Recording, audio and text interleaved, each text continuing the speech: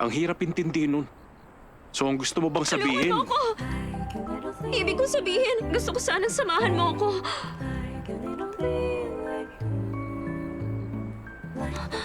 Awkward ka bang kasama ako? Natatakot ka bang baka pilitin kitang i-date ako? Hindi, siguradong hindi ako madadala sa mga Kung ganun. ganun, di let's go! Tapos, yung Aurora makikita mo rin. Aurora! Aurora! Green lights, blue lights. Makakapagpa-picture ka. Once in a lifetime. Aurora! Hi guys, welcome to my channel. So for today's vlog, I want to give a review on a Netflix series na kapapanood ko lang. Well, since our channel is Canada related, so itong TV series na ito contains beautiful scenes in Canada.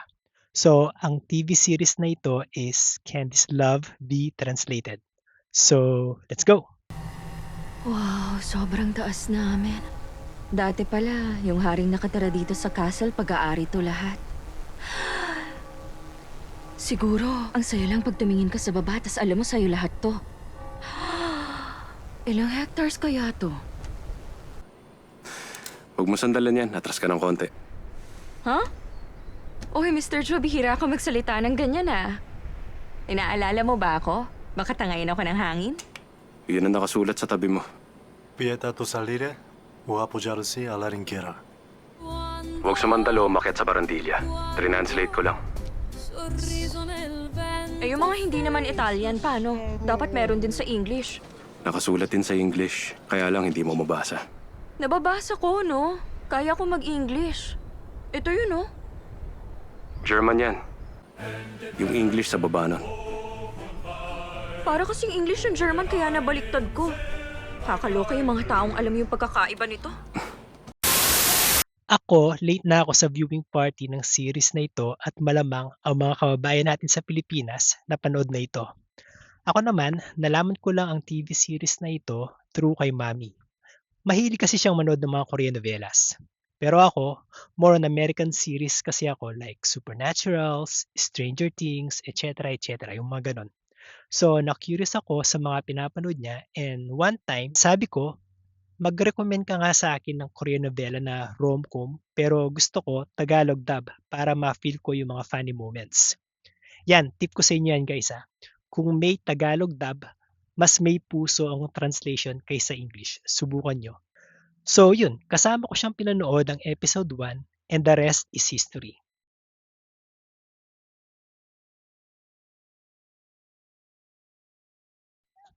So let's talk about the facts about the series. Nai-release siya on January 16, 2026. Mayroon siyang 12 episodes and kada episodes more or less umaabot ng 1 oras. Ang mga bida is sina Kim Seon Ho bilang Joo Ho Jin na interpreter ang profession and Go Yoon Jung bilang si Cha Moo Hee na isang artista. Siyempre may third party sa istorya at ito ay si Sota Fukushi who plays the Japanese Prince of Romance na si Hiro. So itong tatlo ang main cast ng Candice Love Be Translated. So let's talk about the plot.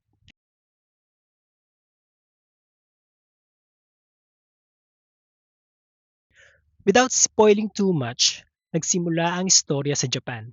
Si Joo Ho Jin ay nandun para sa isang trabaho as an interpreter. And si Cha Moo Hee naman para harapin ang kanyang ex-VF na iniwan siya.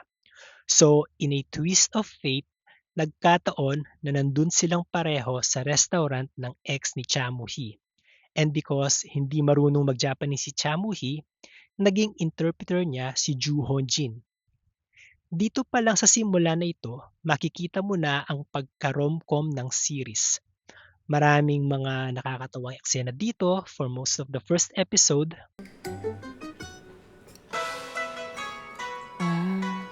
Chinese siya? Kala ko Korean.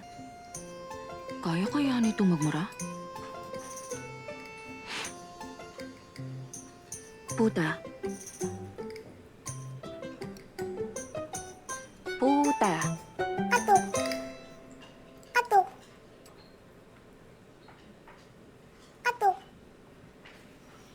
Kakautok? Korean ka ba?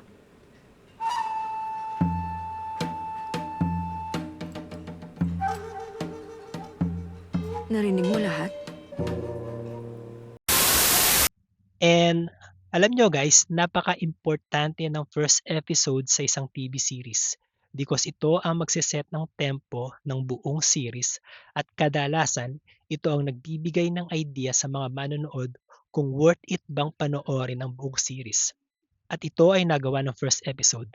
Actually, isa ang first episode sa mga highest rated episodes ng series.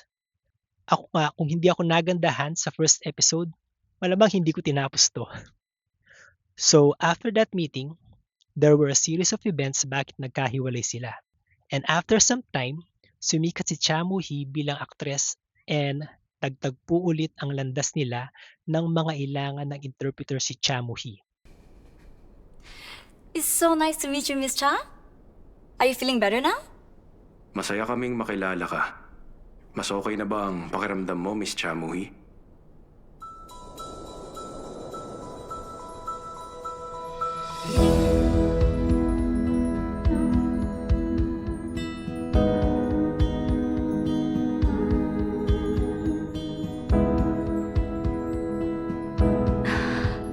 Miss Cha Moo-hee? And then, there came a project kung saan ang team is two people from different countries would meet and go on a romantic trip. Dito papasok ang karakter ni Hiro na isang Japanese bilang katambal ni Cha Moo-hee. And the only way for them to communicate is through an interpreter na si Joo Ho-jin gamit ang mga earpieces nila.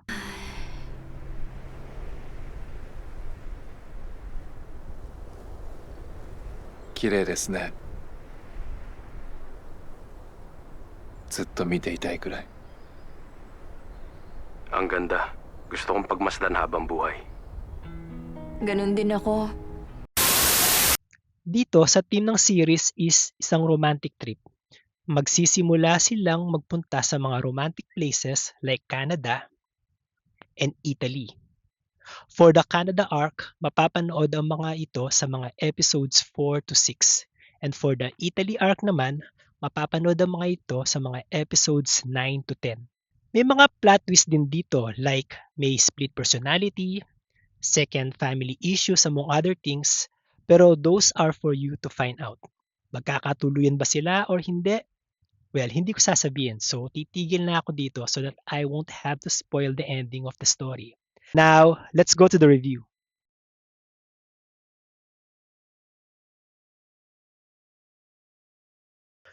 So this will not be a professional review guys, and all are based on my personal opinion.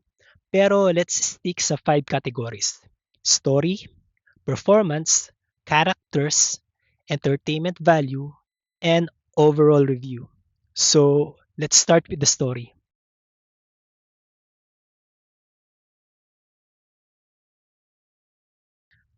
So in the story guys, having 12 episodes with almost an hour per episode, I would say na mabilis ang pacing ng story. Every scene is important and hindi ko napansin na may mga filler scenes. Alam mo yun, yung parang mga unnecessary scenes para lang mapahaba ang mga episodes. Hindi ko napansin yun. Pero I have to admit, some of the plots were put there for convenience. Like yung pagkakaroon ng kapatid na karibal ni Guy dun sa girl. Tapos at the end of story parang naging irrelevant na lang yung kapatid na yon. Or yung split personality disorder ng isang character at somehow ito ay related pala sa kanya. Pero these are necessary conveniences para lalong mapaganda ang story. So I'd say it's an 8 out of 10 for me pagdating sa story. Now, let's go to the performances.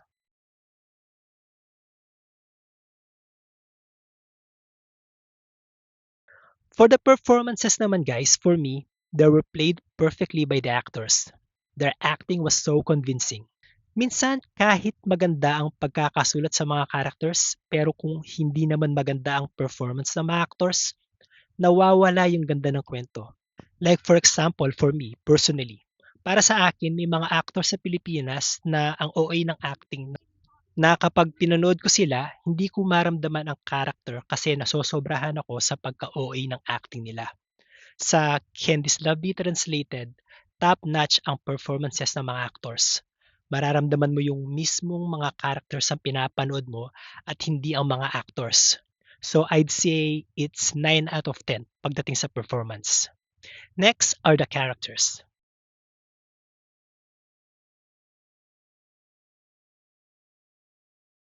The characters were relatable because of the performances of the actors. For example, si character A, being that hopeless romantic, just dreaming of someone to be with, pero at the same time, natatakot naman because lagi niyang iniisip na hindi magiging maganda ang ending nila. Or how about naman si character B, being someone who is so afraid to show any feelings kahit gusto na niya si ganito. Or si character C naman, playing the perfect mix of may pagkaangas pero at the same time, may gusto din siya sa isang character. Those level of performances made the show perfect. I think nagiging effective ang isang TV series kapag ang mga viewers naging invested sa mga characters na pinapanood nila. So I'd say it's 9 out of 10 for me pagdating sa mga characters. What about the entertainment value?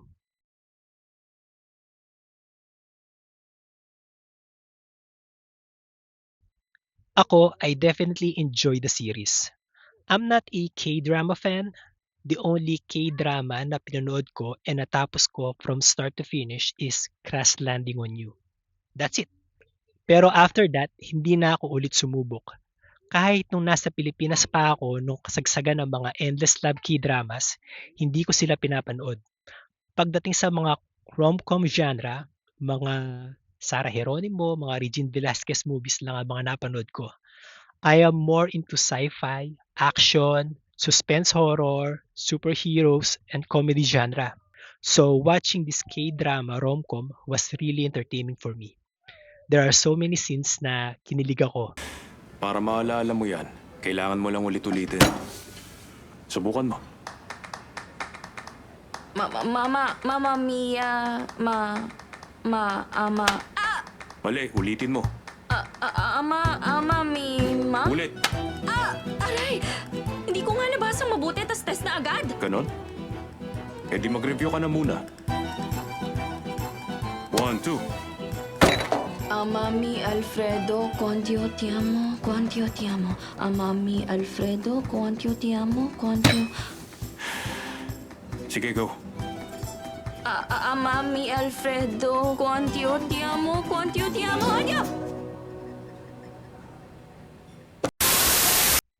And some scenes na naramdaman ko yung kirot. Ngayon palang kumakalma ang tip-tip ko. Kaya bakit ginugulo mo na naman?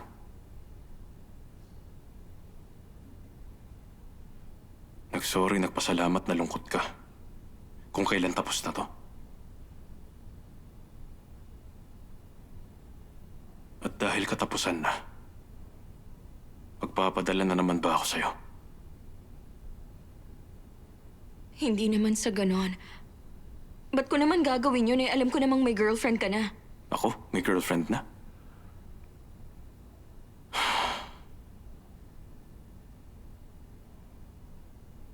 Oo. At sabi niya sa akin, mas mabuting iwasan na raw kita. Kaya iwan mo na ako. It's so refreshing to watch Candice Love Translated kasi wala yung mga recycled teleserye trope sa Pilipinas na frankly napaka-predictable na. So I'd say it's a 10 out of 10 for me pagdating sa entertainment value. And what about my overall review?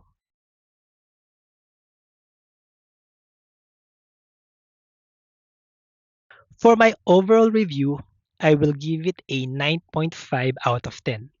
At the end of the day, isang tanong lang naman ang kailangan mong sagutin. Nag-enjoy ka ba? And for me, I did. The story is so fresh for me. The performances of the actors are highly commendable. The characters are relatable. and the entertainment value of the show will keep you on the hook and invested. After watching Candice Lobby Translated, nag-enjoy ako ng husto that I started looking into other K-drama rom-com shows sa Netflix. Hopefully, makagawa din ako ng mga reviews na mga yan sa mga susunod na araw.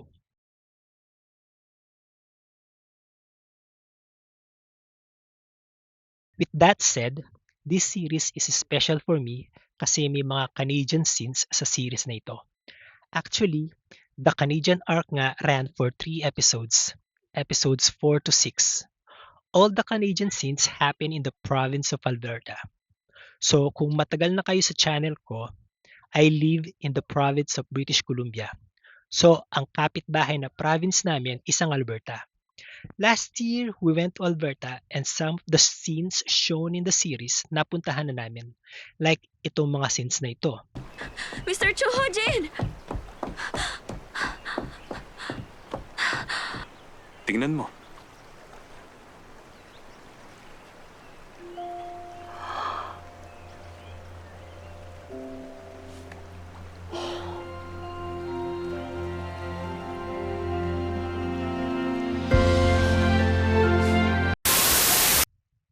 Sa Banff yan. And nagpunta kami dyan. Ganda oh. Picture. Or itong mga scenes na ito.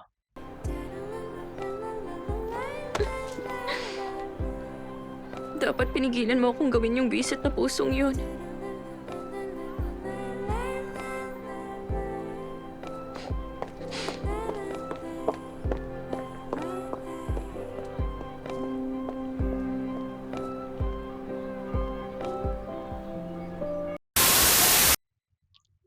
Sa Canmore yan. Diyan sa Canmore, kinuhanan din yung eksena sa movie nila Alden Richards and Catherine Bernardo. Yung Hello Love Again. Cheers! Hindi na natin kailangan isipin yung oras kasi sabay nating tong palilipasin. Hindi mo na kailangan suluin ang lahat. Kasi nandun ako para tulungan ka. And nagpunta din kami dyan.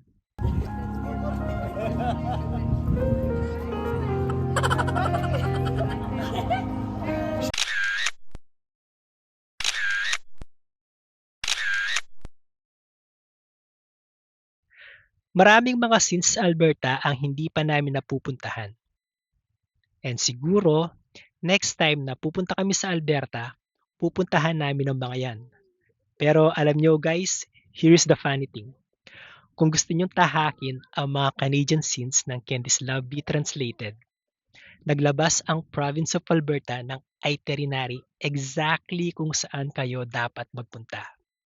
I will put the link in the description below para makita nyo ang itinerary na yan. Like for example, ang day 1, dapat nasa Calgary kayo. Pwede nyong puntahan yung scenes kung saan nasaan ang Lougheed House, Aga mong umuwi, di ka nakatulog? Ay, hindi ako nakatulog. Matutulog na lang ako sa flight. O yung... Magka-Aurora Borealis kaya sa atin? Kalokohan naman yun. Imposible yun. Tama. Imposible nga. Crossroad Market, Can't walk under the ladder. It's considered bad luck.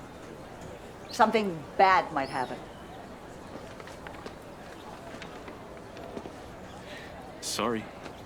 at ang Heritage Park among others. Kaliwa.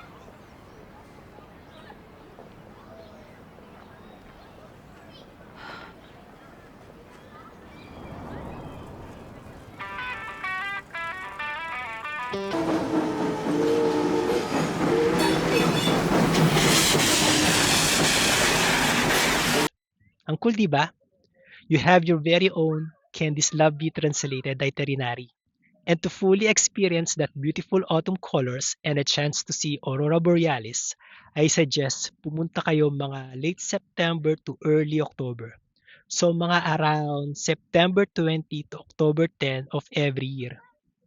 Siyempre, Huwag kayong pupunta na mag-isa. Bring your special someone. Become Mr. Ju Ho-jin and Miss Cha Moo-hee. See the beauty of Canada and get ready to fall in love all over again with your special someone. So there you go guys. I hope nag-enjoy kayo sa review ko of the K-drama rom-com series Candy's Love Be Translated.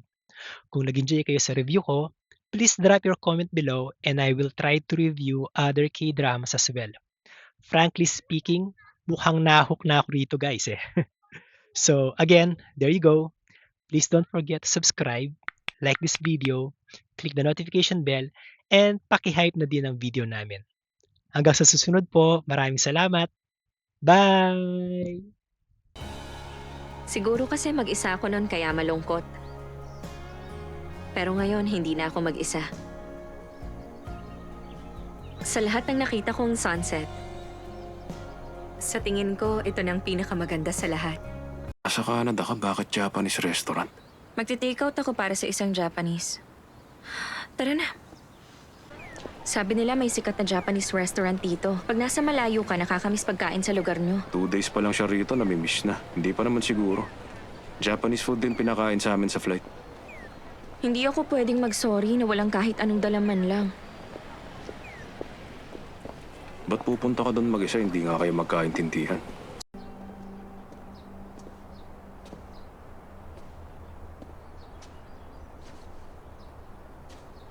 Bakit ba naka-off yung cellphone mo? Hinahanap mo ako? Bakit? Gusto mong masuntok ulit? Walang kinalaman yung sumpa mo. Pero, gumana yung swerteng inipon mo. Tingnan mo.